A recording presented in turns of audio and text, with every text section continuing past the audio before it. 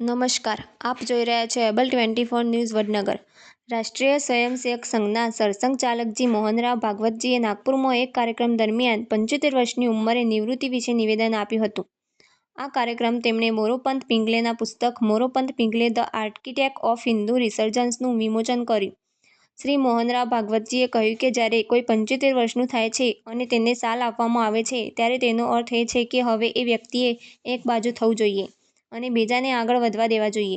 આ નિવેદન મોરોપંત પિંગલેની આત્મજાગૃતિ અને નમ્રતાના ઉદાહરણ તરીકે આપવામાં આવ્યું હતું. પરંતુ કેટલાક લોકો આ નિવેદનના અર્થનો અનર્થ કરી રાજકીય વર્તુળોમાં ચર્ચાનો વિષય બનાવી રહ્યા છે.